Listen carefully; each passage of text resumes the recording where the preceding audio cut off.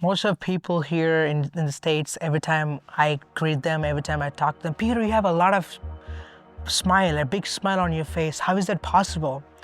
Because they don't know where I came from and the past that I've gone through, because I was in a situation where I was not having food, I was homeless and no purpose in my life. But now I found purpose. There's a purpose to live, and one who called, he's faithful. So whenever I see people, I want to spread joy, I want to spread love, I want to be there for them and care for them. My name is Peter Alvin, and I'm from southern part of India, and I was born in a state called Andhra Pradesh. I was born in a Hindu family where my family used to worship idols, and in India we have more than 330 million gods and goddesses. My dad was a gangster. He used to stab people for fun and kill people for fun. And one of the gangs fight, somebody broke his head 2 parts, and then he was hospitalized, and the doctor said that you're gonna die. The chaplain of that hospital came up to my dad and said, hey, I know you're gonna die, but if you believe in Jesus, you'll be saved. The same doctor who said you're gonna die, and he came up to my dad and said, you're good to go home. That's when my dad started to believe in Jesus. That's when my dad started to believe that, wow, there is a true, real God who can hear us, that who can hear our prayers, that who can do actions for whatever we ask for. And then slowly later, my dad heard about a church. The pastor was preaching, saying that, hey, if anybody wants new life in Christ Jesus, Jesus is gonna give that new life to you. And he's gonna clean you, he's gonna make you whole again. If you want Jesus, raise your hand. My dad was the very first person to raise his hand and said, I want a new life. I want a new life in Christ Jesus. Slowly later, God said, you are coming to the full-time ministry. And that's when my dad went to my grandpa and said, Dad, I'm gonna go to the full-time ministry. God called me, Jesus is real, and I'm gonna go and serve him for a full-time. My grandpa was so mad at my dad and said, hey, if you're going to believe in Jesus, do not come back again. Do not even come to our home, or do not even take your clothes or money or whatever it is. We are not related anymore. You're not my son anymore. Just leave as you are.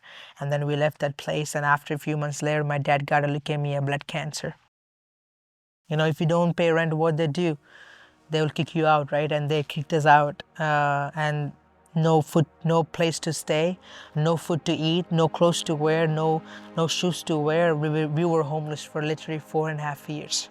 And I never forget in my life that I took a big bowl and went into the streets and asking for people for food and money because I was hungry. I need some food. I was a kid. I was 9 or 10 years old. And my job was to bring food and help family sustain at that time. And I hated Christ at the time, because if Jesus is real, he wouldn't leave my family this way. I was like, I don't think Jesus is real. And my dad was in coma for almost like 2 years, almost like 2 to 2.5 years. He couldn't speak, he couldn't talk, he couldn't do anything. He was laying on the bed, and everything was on the bed. And it was a terrible situation. I was like, hello, no, Jesus is not a true God. If he's a true God, he would definitely save my parents, and I would definitely save my dad. He would definitely heal my dad. It's a lot at that time, and I thought to commit suicide tomorrow. But today I heard a street evangelist was gonna come and share about Jesus. I was disgusted with my own life. I hated my life at that time. I was like, no, this is a stupid life. There's no purpose for me to live on this planet. And then tomorrow I was gonna die, but today I heard a street evangelist was gonna come and share about Jesus. And I was like, I didn't go for an evangelist, I didn't go for a pastor, I didn't go for Christ, I didn't go for crowd, I didn't go for anything there. I only went for free food.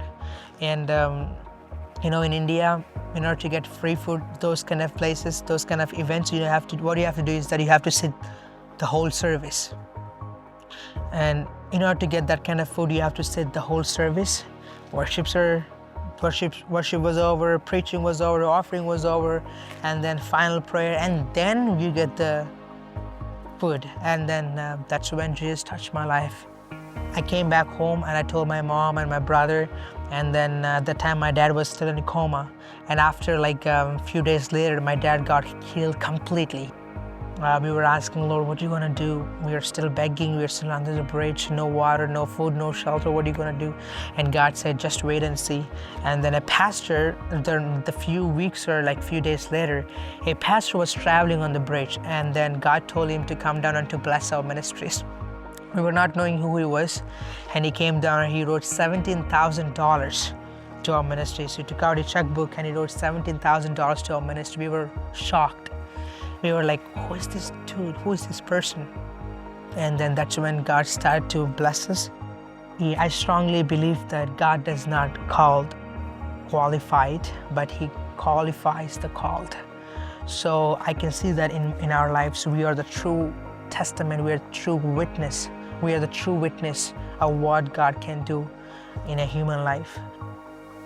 You know, from being under the bridge now, we feed 40 orphan kids. It's definitely God's miracle. It's nothing that we can do, or there's nothing that we can boast about. It's definitely God. And right now, I'm in America and fully working with Indian missions. We're connecting a lot of church leaders, partners, prayer warriors, and missions teams, and bringing together and reaching India for Jesus. One of my favorite Bible verses, it talks about this. Romans 8:28, it says, all things work good for those who love the Lord and who are called according to his purpose. If you love the Lord and if you're called according to his purpose, let me tell you, no one can stop you in this world. And Universal King is going to stand with you and is going to make you walk in a ways that he wanted you to walk.